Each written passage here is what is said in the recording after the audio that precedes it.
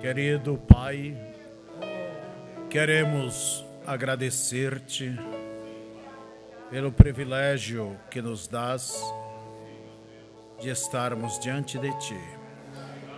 Obrigado pela boa noite de repouso, obrigado pela vida que nos dá para ver a luz de um novo dia e queremos que o Senhor administre a nossa vida para que seja uma honra ao Senhor.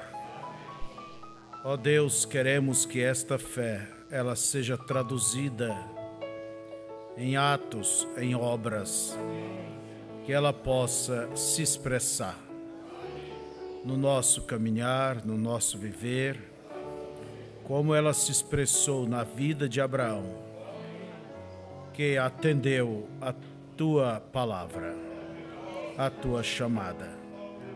Nós não queremos ser somente ouvintes e termos uma fé intelectual. Pelo contrário, queremos praticar o que ouvimos e assim demonstrar uma fé genuína. Perdoa os nossos pecados, as nossas falhas e cubra-nos agora e para sempre com Tuas misericórdias. Fala conosco e que o Senhor ponha dentro de cada coração, ó Deus, o Teu temor e que a Tua palavra se assente ali também. Em nome de Jesus nós te pedimos. Amém. Bom dia, igreja. Bom dia, vocês da internet. Vamos abrir nossas Bíblias, 2 Coríntios, capítulo 3.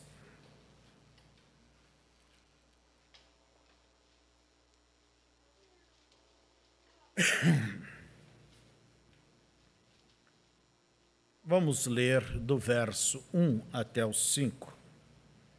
Você sempre deva trazer a sua Bíblia na igreja, trazer o seu inário, e você deva sempre ler a sua Bíblia, se familiarizar com ela. A resposta para todas as áreas de nossa vida, você vai encontrar dentro das Escrituras. Capítulo 3, vamos começar com o verso 21. Aliás, verso 1.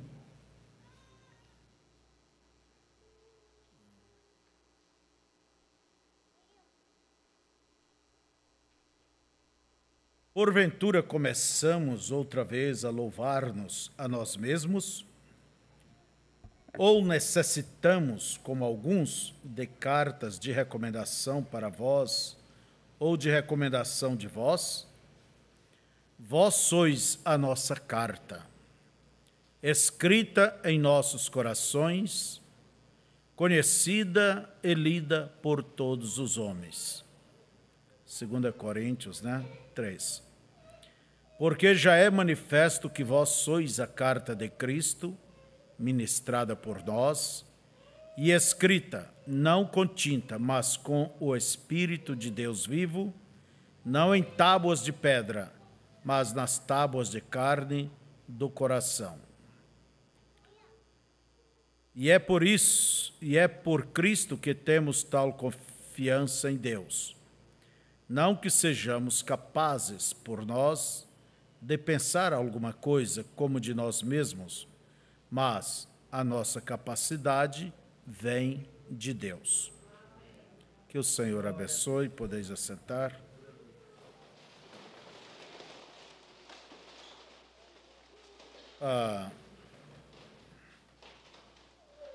Cada pessoa, cada cristão, deva sempre ter em sua mente essa responsabilidade do que ela é, do que ela representa.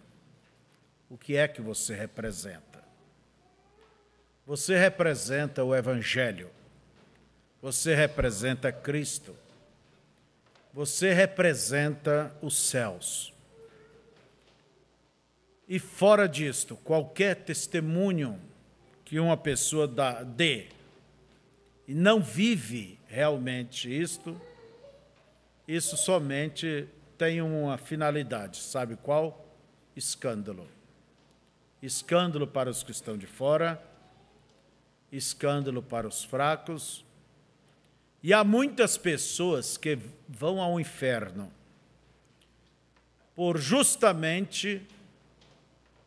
porque foram escandalizados com o mau testemunho de alguém. E hoje é tão comum você sair por aí e ouvir as pessoas criticando, blasfemando das coisas de Deus, justamente, como diz a Bíblia, por causa do mau testemunho, o nome de Deus tem sido blasfemado. Perderam a consciência do que são, perderam a identidade. E nós vivemos um tempo, como diz, há uma crise de identidade espiritual. Uma crise de identidade. Olha para o mundo evangélico, o mundo cristão, o que se vê no chamado mundo cristão? Tão longe das Escrituras, a ponto que o velho comunista, Khrushchev, disse que era hora de Cristo varrer com a zorrague do templo os negociadores. Lembra que fizeram ali nos dias de Jesus lugar de negociata? E Jesus veio e limpou tudo aquilo, e o comunista criticou justamente o mundo cristão. A Bíblia diz: vós sois cartas vivas, não cartas mortas, não cartas apagadas, mas cartas sobre dois pés. Jesus diz: vós sois o sal da terra, vós sois a luz do mundo. E não se pode esconder a luz debaixo da cama, mas se coloca no alto para que todos vejam. Então, irmãos, a verdadeira fé, ela é expressada.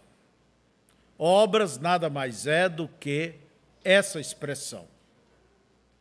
Se realmente uma pessoa ela crê, ela vai viver o que crê. Ela vai andar no que crê.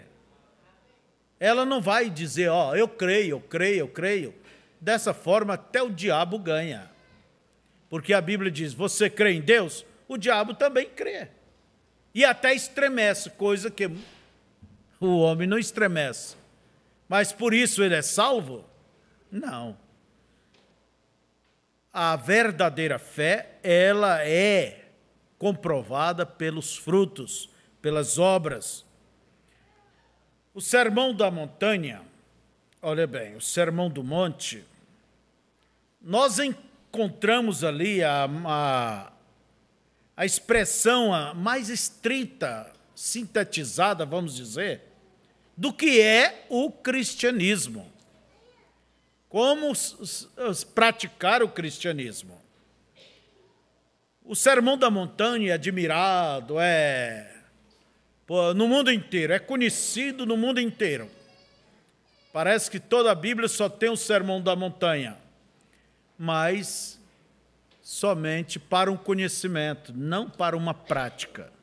E o Evangelho é para ser praticado. Você deve viver o Evangelho. Cada um de nós devemos viver o Evangelho. Então, nós vemos que o Sermão do Monte, Jesus disse, está escrito, mas eu, porém, vos digo. Quando ele dizia está escrito, ele referia-se a pontos da lei, dos 10 mandamentos. E aquilo era base para a nação judaica, para o povo israelita. Era os 10 mandamentos. Ninguém poderia pôr o dedo naquilo, e aquilo era levado a sério. Mas Jesus veio e disse: eu, porém, vos digo. Quem era ele? É o mesmo que lá na montanha deu os 10 mandamentos para Moisés. E agora ele estava dando para os seus seguidores, para a sua igreja aqui.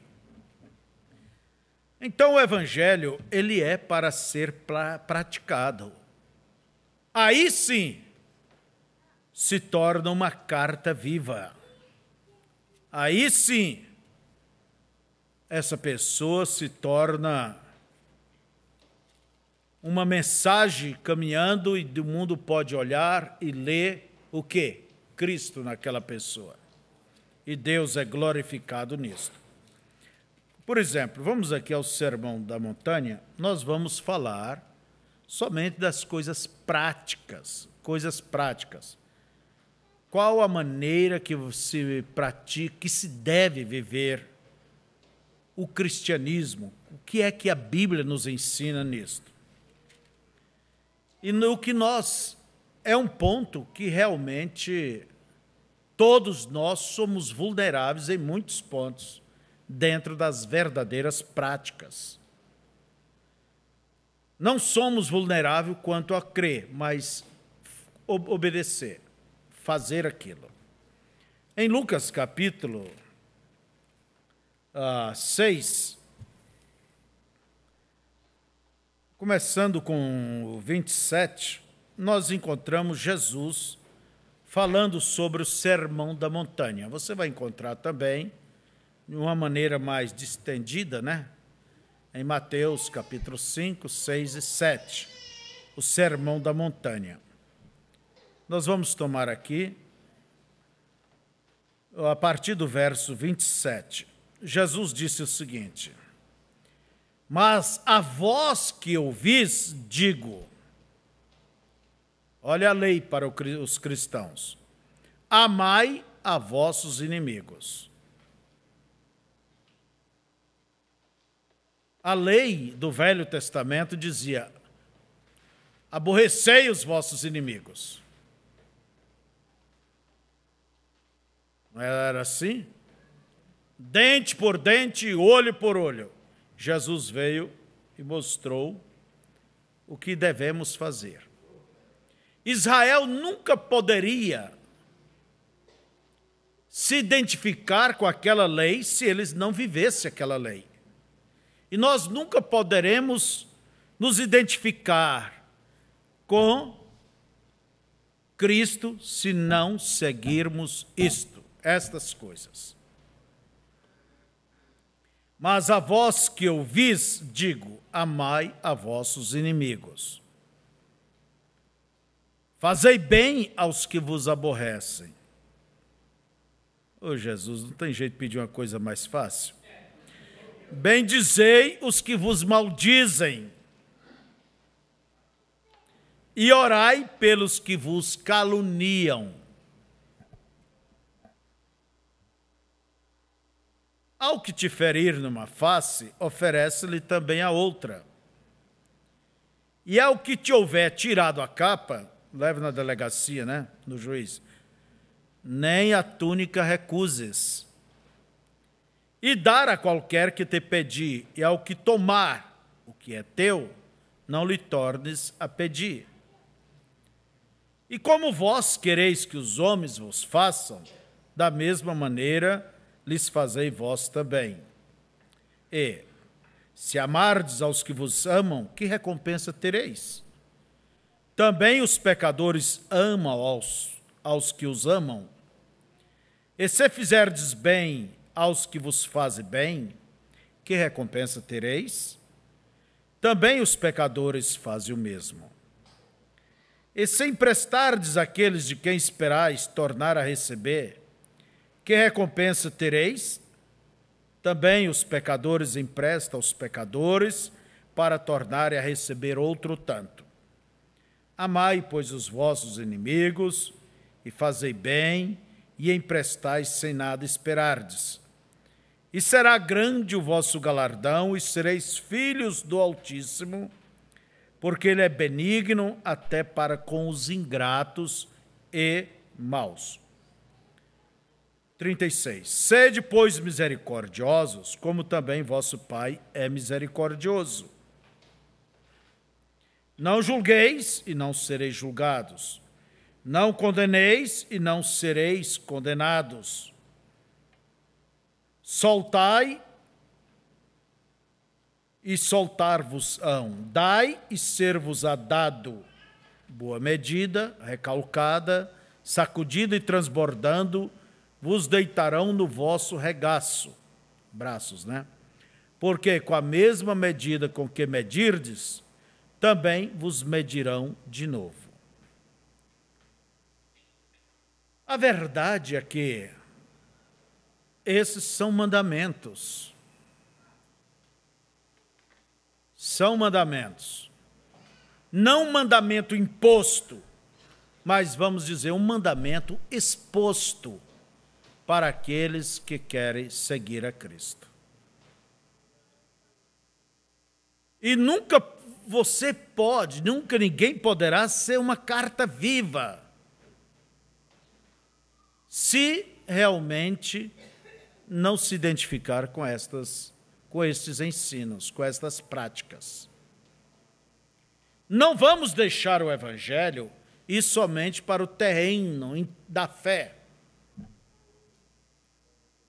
mas vamos, que Deus nos dê graça, te dê graça também, vamos expressar o que realmente cremos, como? Com a nossa vida vivida. O diabo, ele não tem medo de gritos, ele não tem medo de sapateado, o diabo não tem medo de nada, mas ele teme aquela vida vivida que realmente está dentro da Bíblia. Porque isso faz você ser a Bíblia, não em papel, como disse Paulo. Vocês são cartas escritas, não em papel, mas escritas na tábua de vosso coração pelo Espírito Santo. Então, veja, é ali onde estão as coisas, é dentro, lá da alma, não aqui na cabeça. Eu não creio de forma alguma num evangelho só de palavras. Não creio. E creio que vocês também não creem nisso, né? Mas um evangelho que se leva a sério. E como eu disse, aqueles que não levam a sério as coisas de Deus, um dia colherão aquilo que plantaram. O meu dever é pregar, mostrar e apontar. Agora, eu creio que a eleição faz com que o eleito leve aquilo a sério. Então, é o posicionamento de cada um que vai revelando de que lado você está e revela também a sua eleição. Então, vejamos, que é pelos frutos. Logo mais, Jesus disse, 43, né? Porque não há boa árvore que dê mau fruto, nem má árvore que dê bom fruto. Porque cada árvore se conhece pelo seu próprio fruto. Pois não se colhe figos dos espinheiros, nem se dividimam uvas dos abrolhos. O homem bom, do bom tesouro do seu coração, tira o bem. E o homem mau, do mau tesouro do seu coração, tira o mal. Porque da abundância do seu coração, fala a boca. Você quer saber aonde está o teu tesouro? Veja onde está o teu coração. Você quer saber o que você tem por dentro? Observa o que sai pela boca, observa o que sai pelos olhos. Observe o que vem pelos ouvidos. Tudo isto revela o que há dentro da pessoa. Então, é os frutos que diz que tipo de árvore é esta. Não é as folhagens, não é a beleza dela, não é o tamanho dela, nem a idade dela, é os frutos. É os frutos que vai dizer se é uma laranjeira ou se é um pissigueiro, se é isto ou se é aquilo. Então nós devemos realmente olhar, não é o que a pessoa diz eu sou, mas aquilo que ela é de fato, é em prática. Continuando, 46. Por que me chamais Senhor, Senhor, e não fazeis o que eu digo? Qualquer que venha a mim e ouve as minhas palavras e as observa, eu vos mostrarei a quem é semelhante. Jesus vai fazer uma comparação aqui daquele que ouve e pratica, vezes o que ouve e não põe em prática. Do que ouve e pratica, ele diz, é semelhante ao homem que edificou uma casa e cavou e abriu bem fundo e pôs os alicerces sobre rocha. E, vindo a enchente, bateu com ímpeto a corrente naquela casa e não a pôde abalar, porque estava fundada sobre rocha. Mas o que ouve e não pratica é semelhante ao homem que edificou uma casa sobre terra, sem alicerces, na qual bateu com ímpeto a corrente e logo caiu, e foi grande a ruína daquela casa. Quer dizer, não tinha alicerces. Eu recordo quando nós estávamos construindo aqui, o irmão Jaime nos ajudava, o nosso falecido irmão Jaime, e ele, na bom esforço dele, ele começou uma construção ali em Constantina, inclusive ia até material daqui para lá, calcula. E fez uma igrejinha bonita até, fizemos ali, terminamos, os irmãos empolgados, todo mundo, a igreja muito bonitinha.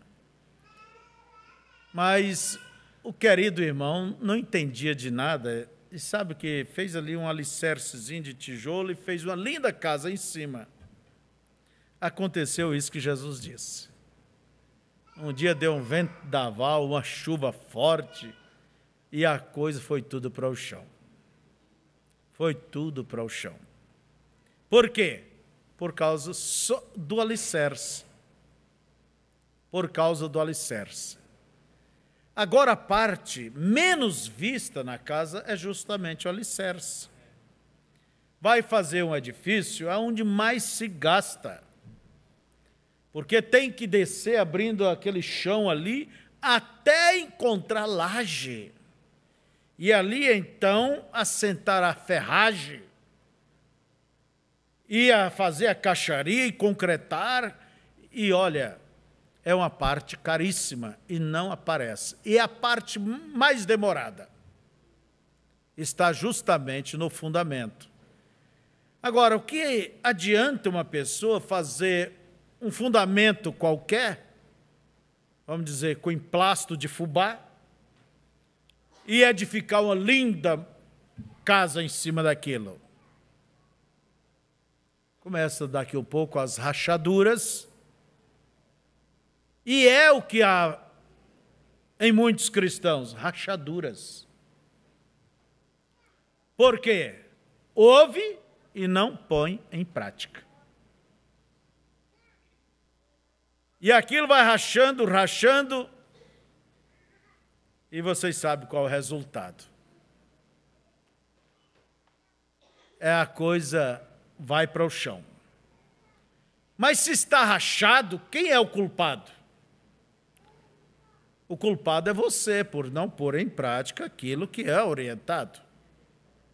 A Bíblia diz, do que se queixa o mortal? Queixe-se cada um dos seus próprios pecados.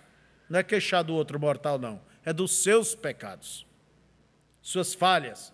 Porque Jesus disse que quem ouve, ele está individualizando, dizendo quem ouve, qualquer um que ouvir, e pôr em prática, olha bem, ouvir e pôr em prática, é como o homem que edificou a sua casa sobre rocha.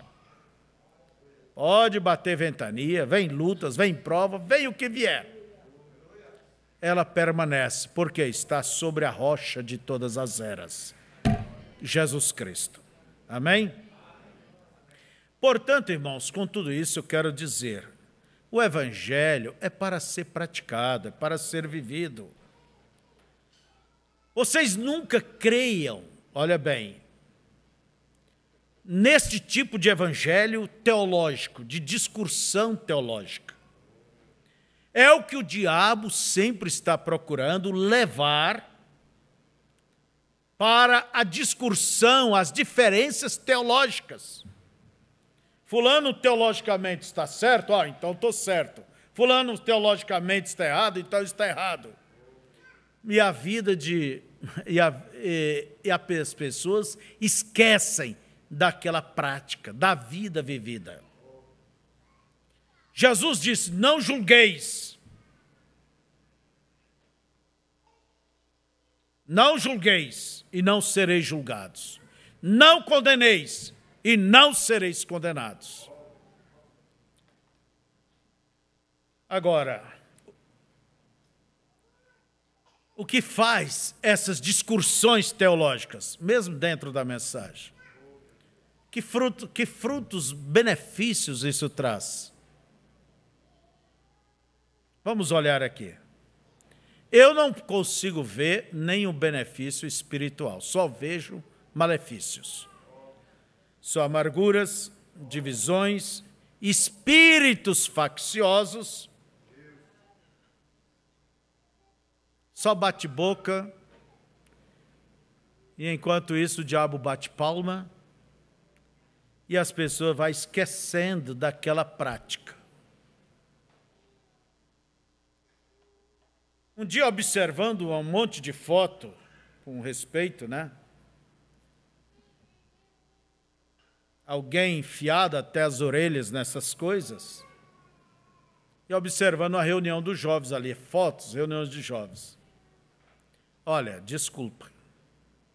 Todos os jovens vestidos de bermuda. Se tivesse um ou dois ali, de calça comprida, eram muito. E viajaram longe para exibir suas bermudas. Vou eu crer numa coisa dessa? Se a coisa é correta, vai dar fruto. A árvore se conhece pelo fruto. Se conhece pelo fruto. Quando alguém, por exemplo, é uma prática minha, alguém diz alguma coisa, teologicamente, a primeira coisa procura. E como que é a igreja de fulano?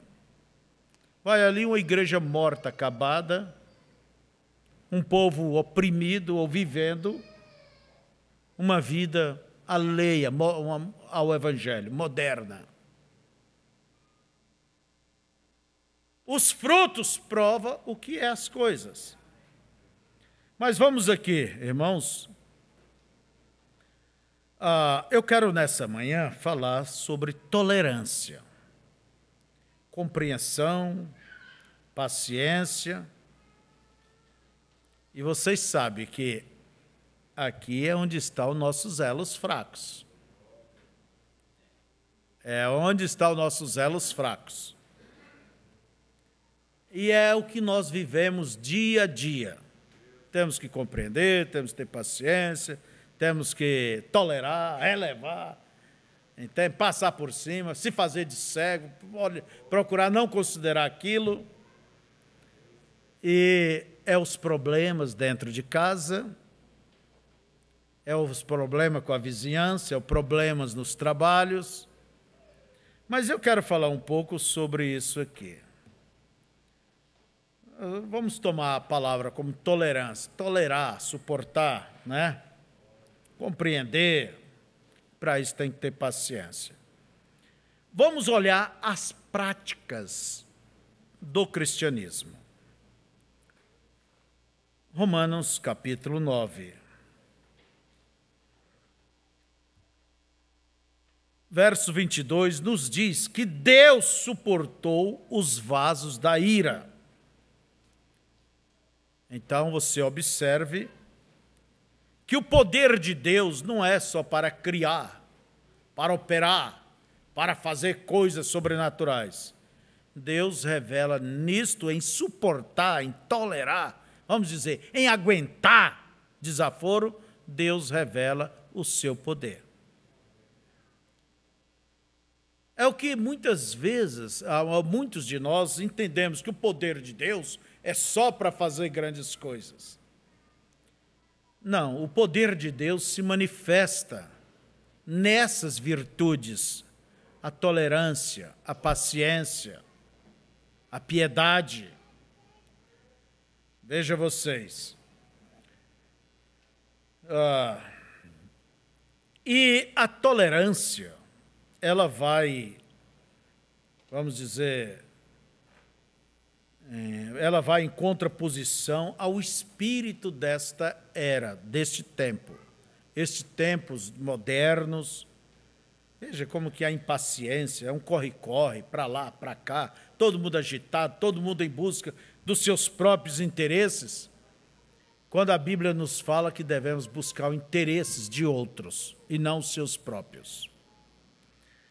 Então, o ensino do Evangelho, ele vem contra a posição em que a sociedade, o mundo caminha hoje. Essa era de Laodiceia é uma era que diz: sou rico, abastado e nada tenho falta. Se uma pessoa não tem falta de nada, então ela não precisa de ninguém. Qual é a atitude desta pessoa? É uma atitude egoísta, é uma atitude só pensa nele, só pensa nela, só vê os seus interesses, suas próprias vantagens, e não leva em consideração os problemas, as dificuldades, as fraquezas de ninguém. Esse é o espírito desta era. Quando, na verdade, o Evangelho, você não pode ser uma carta viva se você não levar em consideração a atitude dos demais.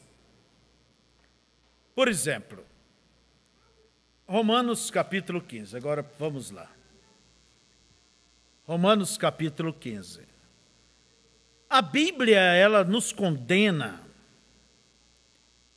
ela condena pessoas que vivem só para si. Pessoas que só pensam em si e não pensam em outros. A Bíblia condena. Mas nós que somos fortes, devemos suportar as fraquezas dos fracos e não agradar a nós mesmos. Deixa eu comentando. Como é não agradar a nós mesmos? Bem, eu faço assim, eu não vou me preocupar se o outro se escandaliza, se o outro que se dane. Sou eu, né? Pessoa vive para agradar a si mesma. Talvez você esteja lembrando que o irmão Brana disse, vida eterna. Ele disse o quê? Vida eterna é o quê? Eu pensei que era viver para si. Vida eterna é viver para os outros. Foi o exemplo que os céus nos deu. Ele desceu por nós. Então, ele se tornou como nós. Então, devemos suportar as fraquezas dos fracos. Você não vai ver fraqueza em forte.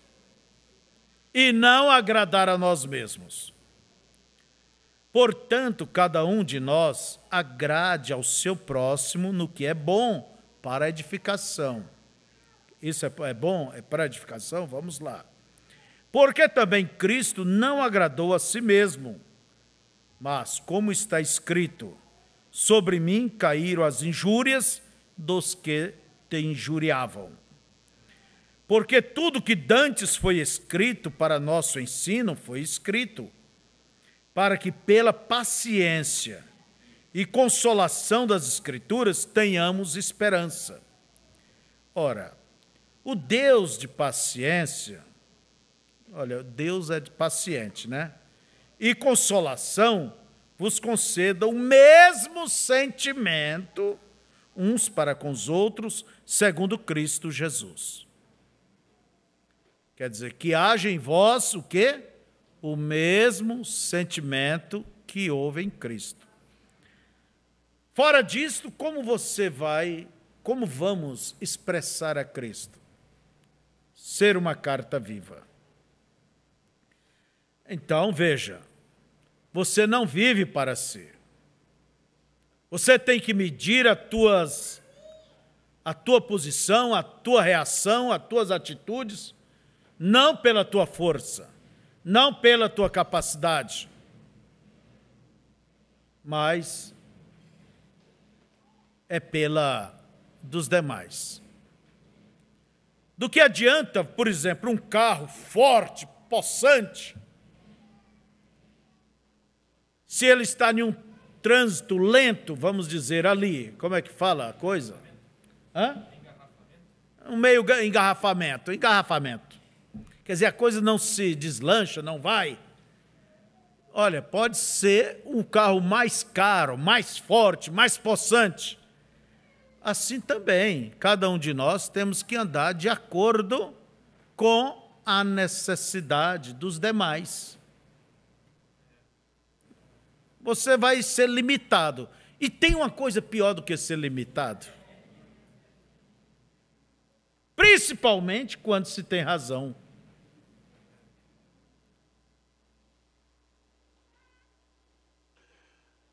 Paulo então nos diz em Romanos 14, verso 13, olha bem, este deveria ser a sua posição. Romanos 14, verso 13, vamos ver se é isso. Assim que não nos julguemos mais uns aos outros, antes seja o vosso propósito não pôr tropeço ou escândalo ao irmão. Irmãos, isso é o que você tem que assentar em seu coração. Eu não serei um tropeço, uma pedra de escândalo para quem quer que seja. Eu recordo de uma oração do nosso profeta, ele dizendo que eu não seja uma pedra de tropeço, mas um degrau de ajuda para que cada peregrino chegue mais perto de ti, Senhor. Este é um propósito, você tem que tomar posição, fazer propósito. Eu não quero, você tem que pensar o seguinte, eu não quero naquele dia final um dedo a me apontando e dizendo, você foi o culpado. Você foi a culpada. Naqueles momentos difíceis você não teve compreensão, paciência e agiu comigo daquela forma e aquilo me atirou e aqui estou eu indo para o inferno. Faça de tudo para que não haja nenhum dedo contra você naquele dia ali no final da estrada. Não é certo? E esse assunto de dizer, eu não me importo, se quiser escandalizar, escandaliza, quiser é isso, você não pode agir assim. Você está agindo contra Deus, você está ferindo a Deus. O sentimento de Cristo não foi este. E como vai agir com o sentimento de Cristo se não tem esse sentimento? Então ponha este propósito de não ser pedra de escândalo a quem quer que seja. Daí Paulo dá uns exemplos aqui.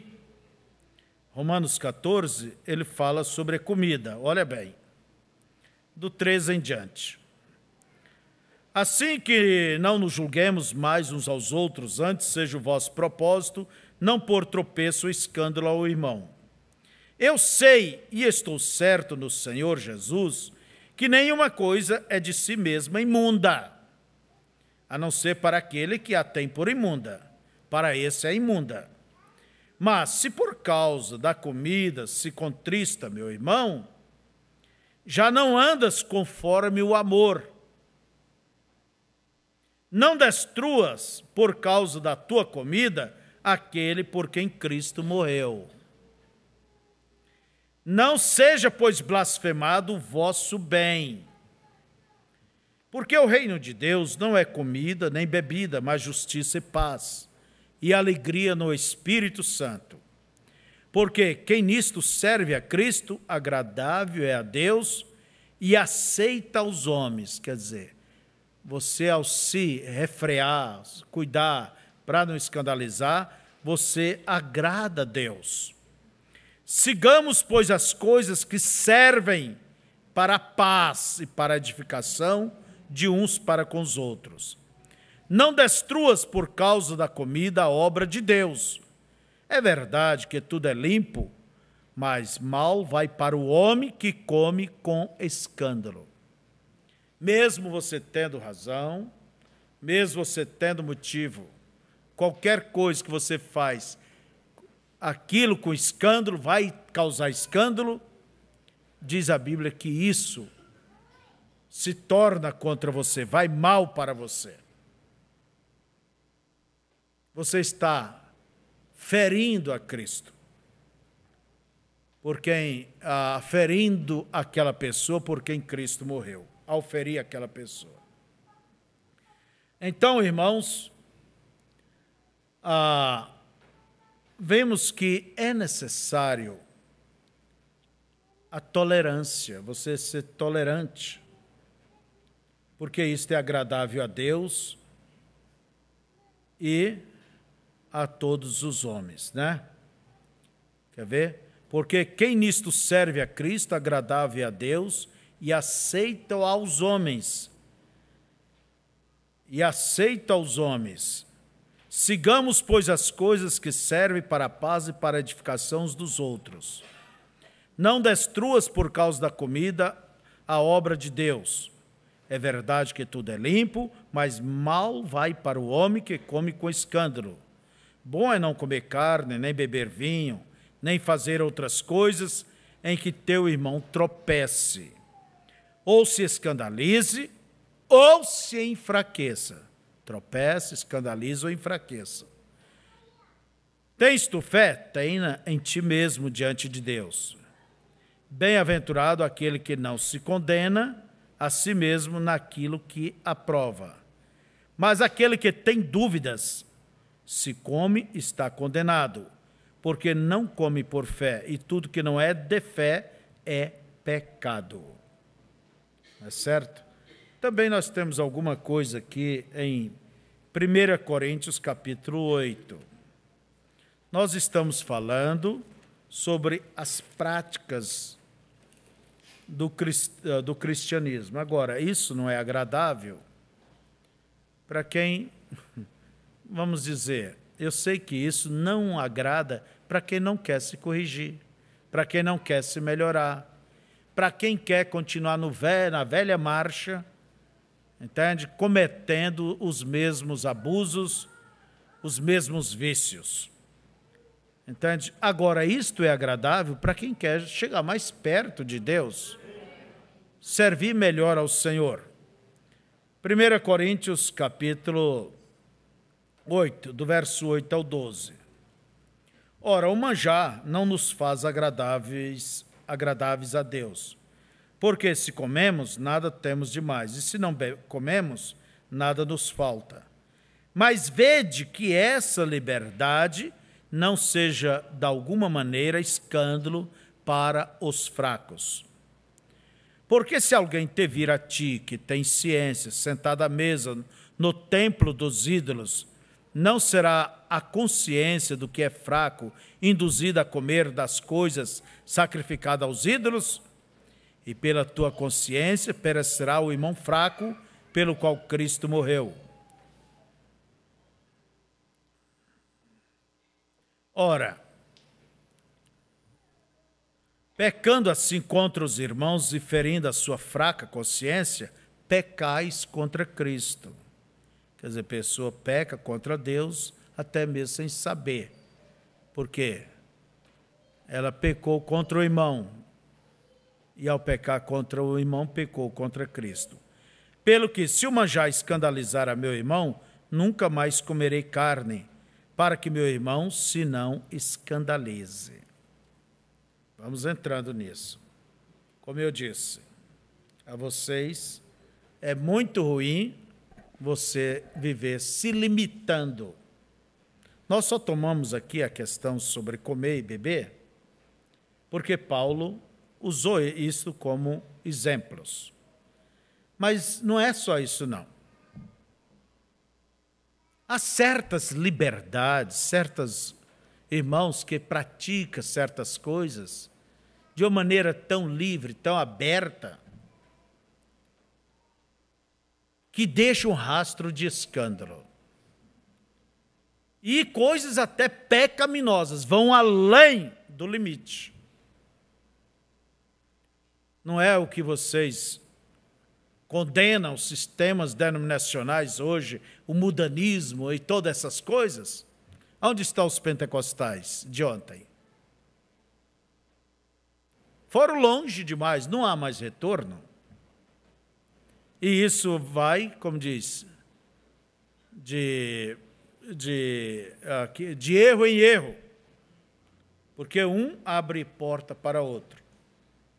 Enquanto uns vai além, outros ficam aquém. Muito longe. Agora veja vocês, que você não pode basear o seu viver, as suas atitudes, por você mesmo. Vamos dar um exemplo aqui. Beber vinho. Aqui no Sul há um costume, principalmente de origem italiana. Mas o que significa o vinho para o ímpio lá fora? Olha lá, o crente está bebendo. Quando Paulo diz para Timóteo que o vinho, que ele tomasse até um pouquinho de vinho, mesmo com água, o que seja, porque era com remédio. Porque Timóteo tinha problema de estômago. Agora, vamos dizer aqui. Vamos para outra coisa mais... essa cerveja aqui não tem álcool. Ah, é?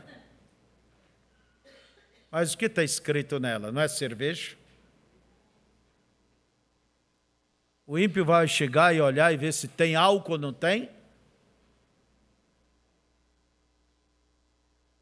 E quem prova porque é o gostinho de cerveja sem álcool, um dia vai para de álcool também. A coisa caminha devagar. Diz que o diabo anda com sapatos de algodão, né? E vem vindo. Então a coisa escandaliza. Eu já me assentei com cristãos, com grandes cristãos, que para eles não faz questão disso. Quanto a mim, não me escandalizou. Mas quando eu recordo, eu era jovem, recém-convertido, uma vez, vamos tomar uma vitamina aqui? Vamos. Ali em Goiás, né? E um dos jovens mais velhos da igreja, pregador, chegou e disse, eu quero a minha, mas você põe aquela cerveja preta, acho que mas é beer, né? Creio que é um nome assim, sei lá o que era. Eu olhei, para mim, tudo bem, o assunto é dele. Eu não quero. Mas tinha um outro jovem recém-convertido, foi o suficiente para se escandalizar, enfraquecer e se ir. Quem é o culpado? Não destrua com a tua liberdade o seu irmão por quem Cristo morreu. Então, você, pastor, eu tenho que me limitar pelos demais? Irmãos, é ensino bíblico. É o ensino bíblico. É isso aí. Agora, como eu disse, é ruim ser limitado. Coisas que você vê que não há problema nenhum, atitudes, você em certos lugares, andar com certas pessoas, mas você deve saber que isso escandaliza. E eu não estou dizendo que, ao fazer isso, você está fazendo tudo certo. Não. Há coisas erradas nisso. E nós devemos andar sempre aquém das fronteiras.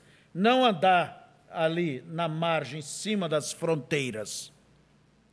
Que a Bíblia diz que há lugares, os cristãos andam com sapatos altos, em lugares que anjos, olha bem, que não tem, que não pode ser nem tentado, mas teme andar. E o crente arrisca. Arrisca. Olha que não há quem tome fogo no seio que não se queime. E não se queime. Por isso eu digo sempre isso aqui. Você tem que conhecer com quem você anda. Se você anda com uma pessoa e aquela pessoa fala de outros, pode saber que ela vai falar de você quando estiver com outros. São correios sem selos. Então, veja, você tem que saber com quem você anda. Você não pode confiar tudo a todos só porque é amigo de pessoas de momento, ocasionais.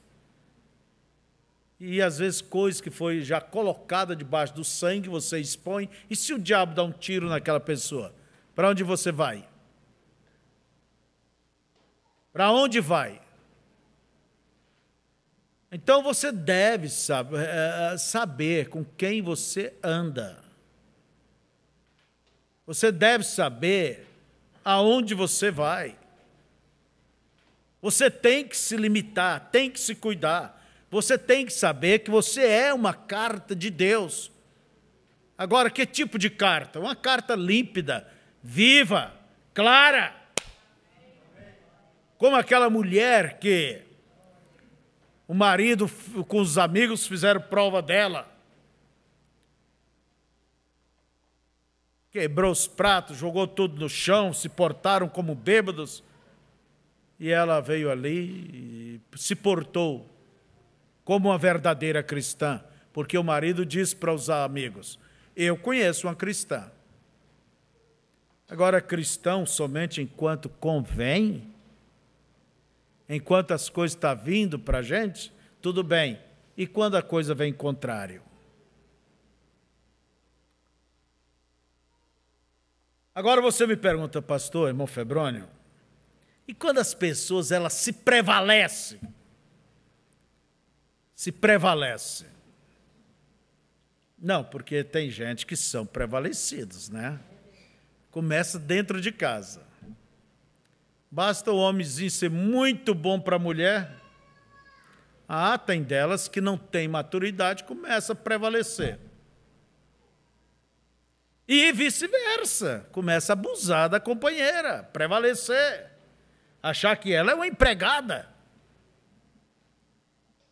Ela não foi tirada da cabeça e nem da sola dos pés. Foi tirada do lado para estar ao lado. Deva ser respeitada.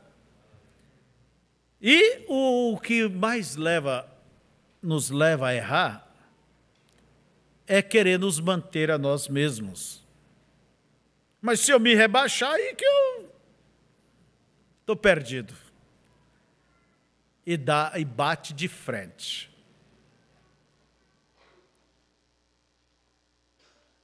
E é o que a maioria de esposas faz, quer bater de frente. Ó, irmãos, há tanto abuso nisto aí, e um dos pilares de cada lar é a compreensão, é a tolerância. Agora ele não tolera nada, ela não tolera nada. Basta pegar uma falha dele, é o suficiente para grudar ali igual um pitbull, né? E não solta mais. E jogar na cara dele toda a vida aquilo. Ou vice-versa. Jesus disse, como vós quereis que os homens vos façam, fazei vós da mesma forma. Irmãos, essas são as práticas cristãs. Devemos, como diz a Escritura, viver para outro. Mas, pastor, e quando eles prevalecem? Essas pessoas não estão sendo cristãs. Elas não estão sendo sinceras. Pelo contrário, são nada mais, nada menos do que aproveitadores. Mas eu estou falando de pessoas que são sinceras no seu entendimento. Você tem que compreender.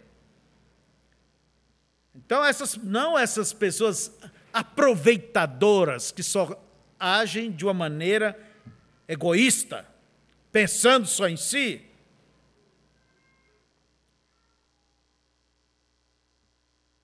Da mesma maneira, você também pode fazer o mesmo egoisticamente, entende? Para demonstrar também o teu direito, que não deva ceder. Será que não existe um equilíbrio? Tem que haver um equilíbrio. Então, por isso, irmão, você tem que discernir o espírito daquela pessoa. Entende? Primeira coisa, discirna o espírito daquela pessoa e procure agir. Agir. Entende? Com sabedoria, com moderação e vigiando-se a si mesmo, para que você não caia para o outro lado. É como eu disse, é como no trânsito. Hoje em dia você tem que dirigir o carro mais, como diz, pelos outros. É isso que fala, é? É assim, é? Porque é tanto barbeiro, tanto descuido por aí, que você tem que estar mais cuidando quem é quem, que vem vindo, que vai cruzando.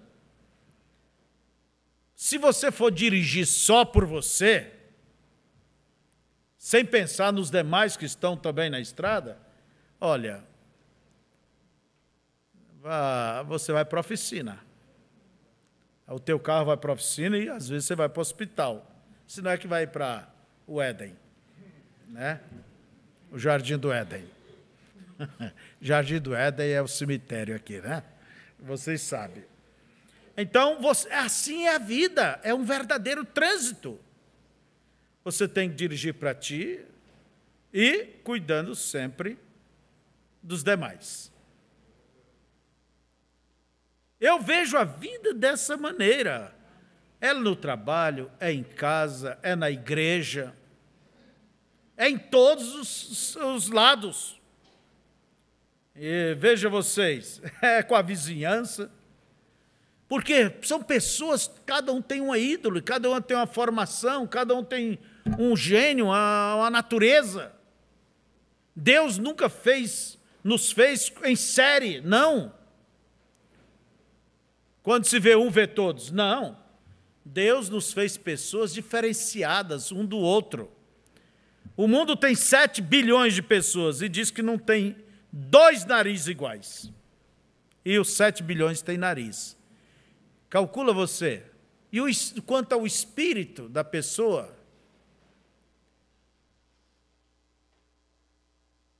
cada um tem a sua maneira. Deus te fez como você é, e eu penso que você deve se sentir feliz da maneira que Deus te fez. Agora, Deus não te fez perfeitinha, nem perfeitinho, para que todos se nivelem por você. Todos nós temos e muitos defeitos. Agora, o que você tem, o que temos que fazer é cuidar desses elos fracos. É procurar dominar esse gênio forte. Esse estupim curto, como diz minha mãe. Minha mãe é pequenininha e ela tem o estupim dela bem curto. Ela diz, eu tenho um estupim curto. Olha, se você vai soltar uma bombinha e o estupim é curto, pode estourar em tua mão. Você tem que dominar. Como que deve fazer? Olha, segura, morda a língua. Conta até 10, se não deu 10, conta 100, conta 1000. Deixa para amanhã, deixa para outra semana. Quantas vezes você esteve diante? Isso acontece com todos nós, né? E não é porque eu falo que eu sou diferente, não. Que eu estou livre disso. Ninguém é senhor de nada porque fala, porque entende aquilo. Todos nós estamos numa batalha, numa luta.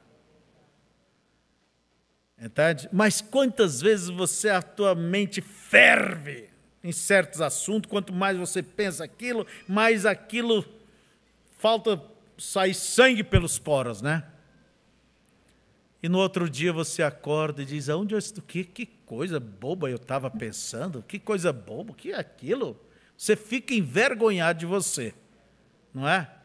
Isso mostra, irmão, que a gente nunca deve agir precipitadamente.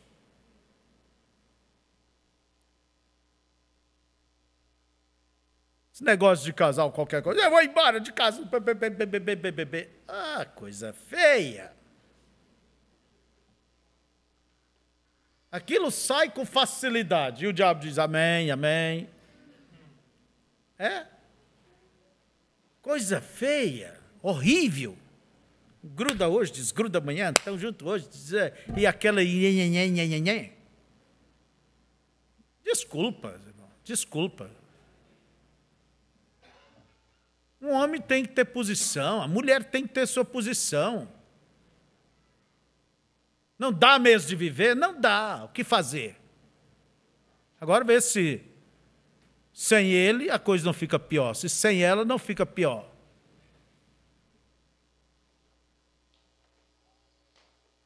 Nenhum dos dois poderá se casar mais. E aí? Quero ver menininha nova, forte por aí, ficar sozinha. E vice-versa também. Vão para o inferno como adúlteras e adúlteros. E que exemplo estão dando diante dos filhos? Briga, contenda. A mulher, a esposa que enxovalha o marido, que está trabalhando, trazendo as coisas dentro de casa por causa dos seus erros, como se ela não tem seus erros. E quando você despe o seu marido diante dos filhos, você está se despindo a você mesmo. E vice-versa, despindo sua esposa.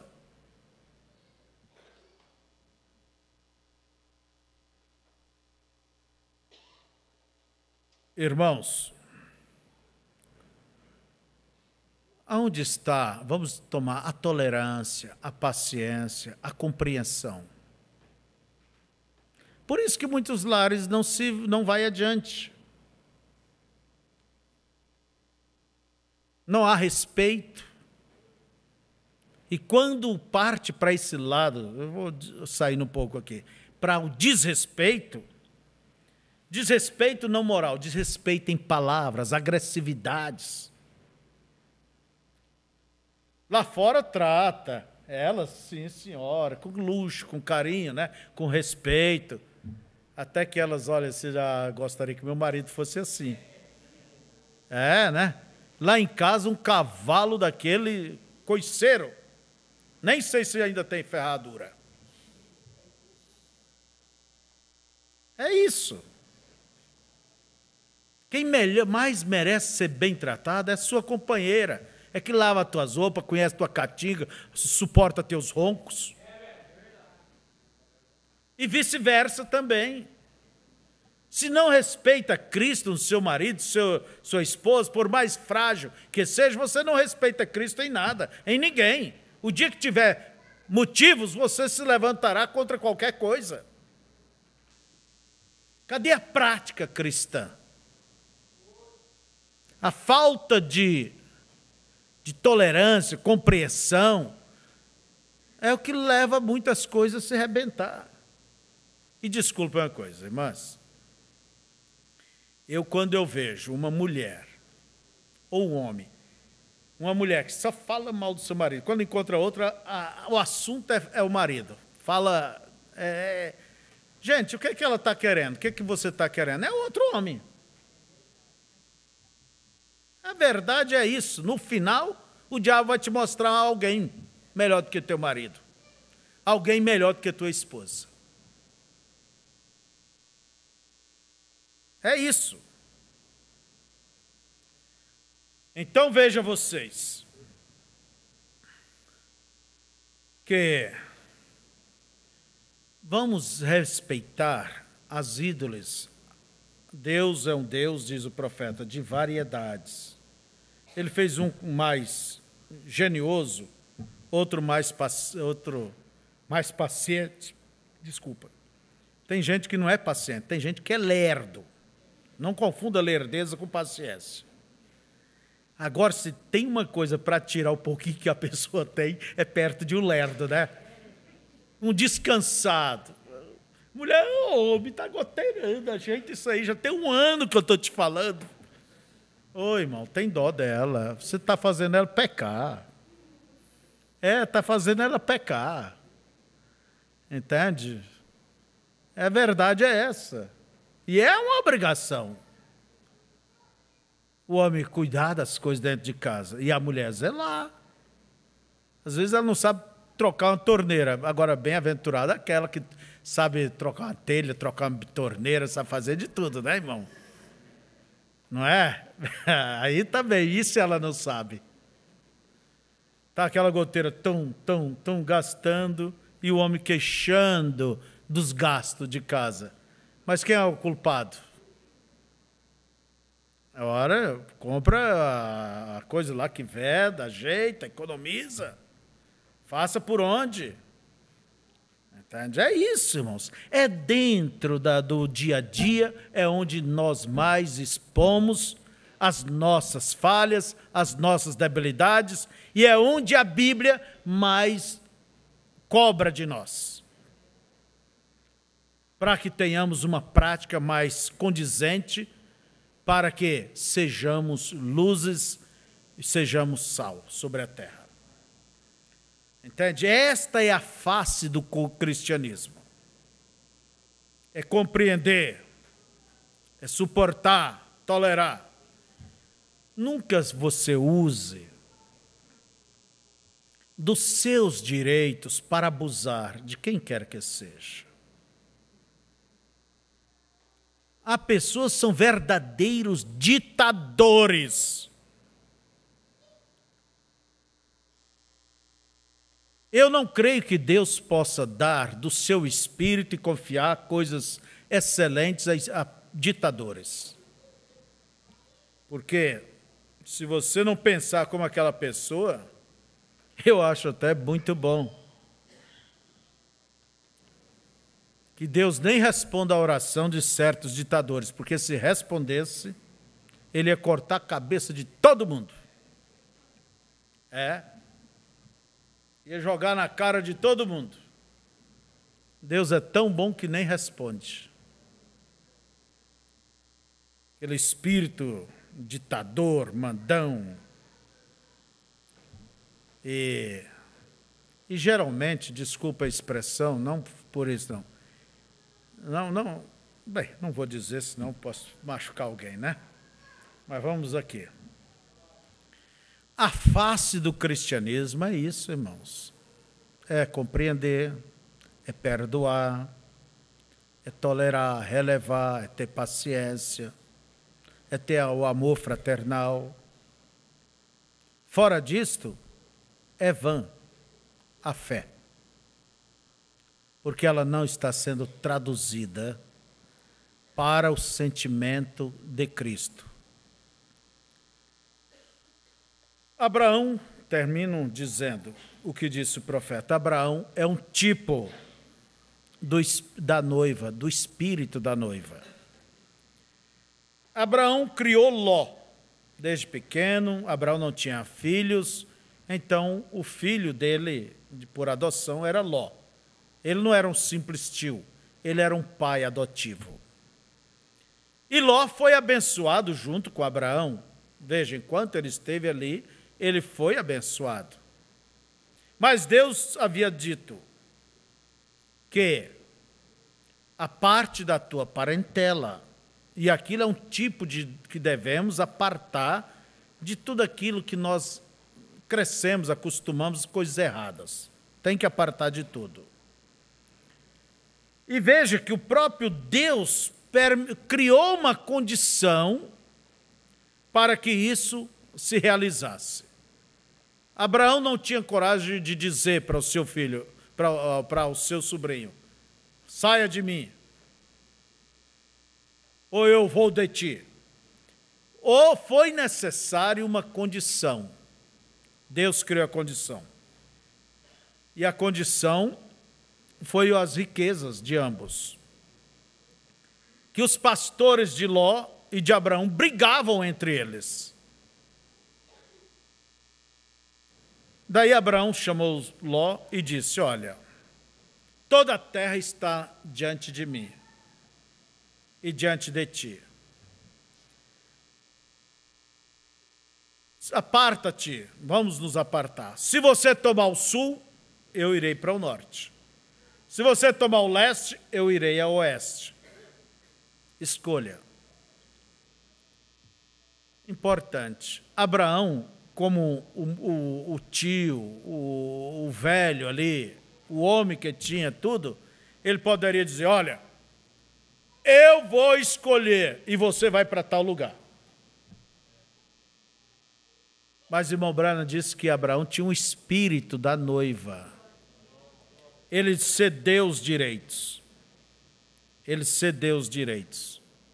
Escolha. Ele sabia o que Ló escolhesse iria dar errado mais cedo ou mais tarde. E o que fez Ló? Ló era o tipo imediatista. Olhou e viu as campinas verdejantes de Sodoma e Gomorra, como os jardins de Deus quando entra em Zoar, né? Zoar, Estaol, né? Creio que é isso, essas duas cidadezinhas. E ele disse: aqui é onde eu vou deixar minhas ovelhas redondas. São cidades grandes ali e vou fazer bons negócios.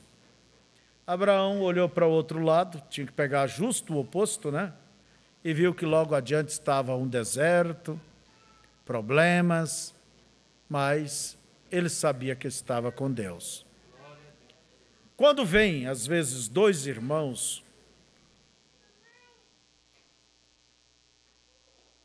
no escritório e sabe como que é? Um gruda aqui, outro gruda ali, fica brigando. E por mais que o pastor fala, muitos não cedem. Eu fico geralmente analisando quem tem o espírito de Abraão. Porque se um não ceder, não resolve a parada. Não resolve. Se você não abrir mão dessa discussão, dessas razões, desses seus direitos, eu não gosto de ver sociedades. Nem todos têm altura para isto. Às vezes não dá certo nem com marido e mulher, vai dar com estranho. Para fazer a sociedade, irmão, tudo bem, a mil maravilha, mas na hora de desmanchar, por isso eu digo, negócio, faça negócio, o preto no branco. Irmão é irmão, trabalho é trabalho, negócio é negócio. Negócio é negócio. Então é o seguinte, faça as coisas de uma maneira correta. Porque eu sei que às vezes tem tudo aquele negócio para dar certo, mas eu sei também que o diabo vai se meter ali para pôr um de cara torcida com o outro e depois na igreja, os dois ali. Que clima está oferecendo para trazer a presença de Deus? Às vezes com o ímpio se perde negócio, não há problema. Mas com o irmão, nem ganhando pouco, não ganhou, achou que tomou prejuízo. Nem todos têm altura para isso. Nem todos. Então, vejamos, não estou proibindo, não diga. Eu nunca usei esta palavra, eu proíbo. Quem sou eu para dizer isso? Eu nunca vi o irmão Branham usar essa linguagem. E eu me espelho nos exemplos do nosso profeta. Quem sou eu para proibir a igreja? Isso, aquilo. Não sou dono.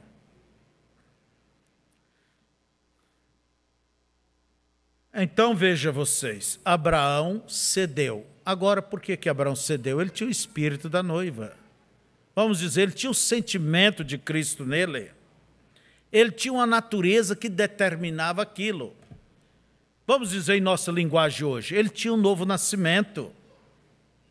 Ele tinha uma nova visão. Tinha uma visão diferente, uma visão espiritual. Enquanto Ló era um bom homem, querido homem, sobrinho, filho adotivo, mas não tinha uma visão espiritual. E, na verdade, chega a certas ocasiões que tem que dizer, até aqui foi bom, daqui para frente não dá mais. É certo? Agora, vós sois cartas vivas, diz a Bíblia. Eu quero pedir a vocês, deixe o mundo ver Cristo em você. Tem esse aí, né? Deixe o mundo ver Cristo em você, no teu falar. Você pode falar do Evangelho para sua vizinha? Você pode convidá-la a vir à igreja? Não vou convidar, senão ela vai ouvir isso e eu vou ficar com que cara? Você pode convidar seus parentes, seus colegas de trabalho. Você é uma carta viva lá na sala, na classe, lá na escola. Mas que carta viva é essa? Colando. Me conta, que tipo de carta é? Colando, né? É colando que se fala, né? Copiando os outros. No estudo, depois fica lá de olho comprido na carteira para responder as perguntas das provas. Que carta viva é esta? Eu recordo que quando eu estudei, eu estudava, ali havia alguns evangélicos dentro da classe. E quando uma jovem me convidou para ir na sua igreja, eu fui. Pela graça de Deus, Deus me alcançou. Quando me alcançou, eu vi, outros se manifestaram.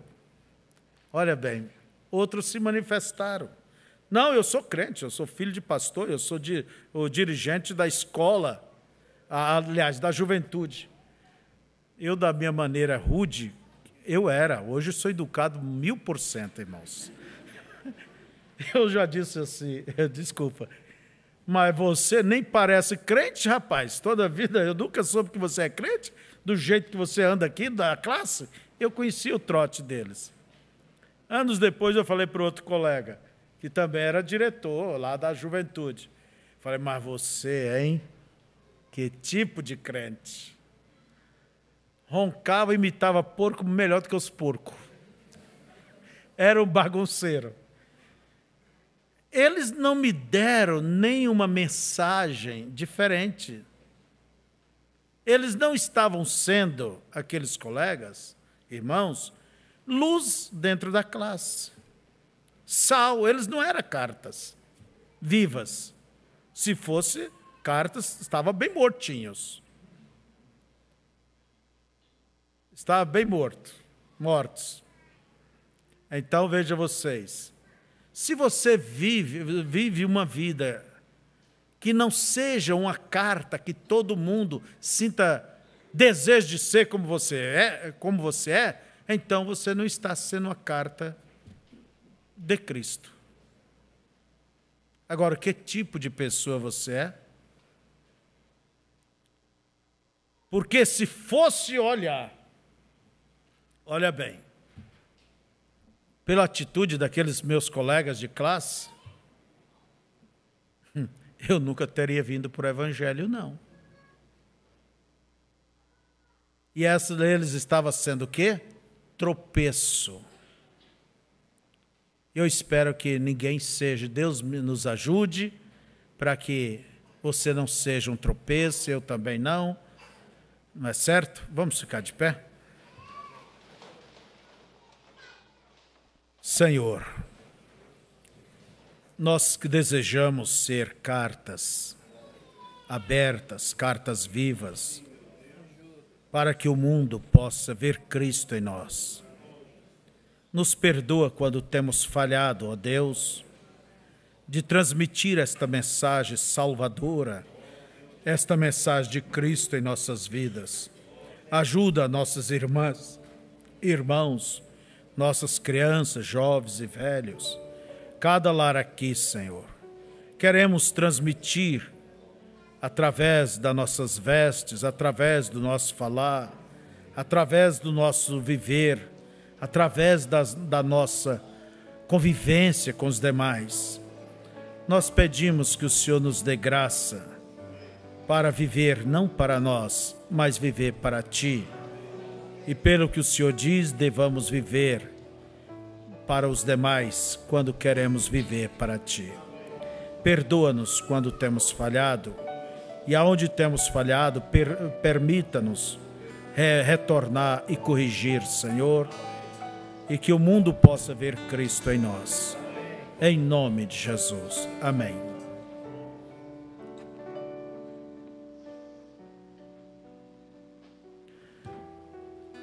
Lá bemol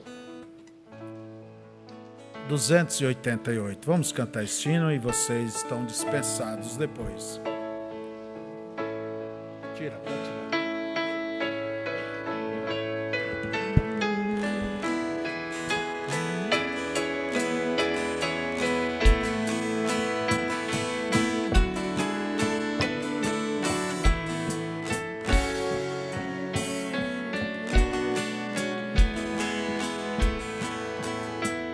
Vencido o tirano e a morte também, liberto já sou por Jesus, mas ele voltou para a glória do além, e em nós é mistério ver Jesus, pode o mundo ver Cristo em ti, pode o mundo ver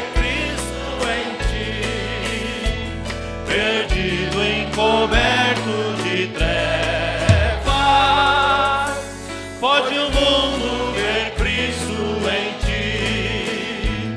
A lua ilumina a noite e os céus, do sol refletindo essa luz. O mundo está sempre encoberto de um véu, e em nós é mistério de Jesus. Pode o mundo ver Cristo em ti, pode o mundo ver Cristo em ti, perdido, encoberto de trevas. Pode o mundo ver Cristo em ti. Na rosa se vê o poder do Senhor, seu cheiro perfuma o jardim. Jesus como a rosa é a mais linda flor, e em mim será Cristo e em ti.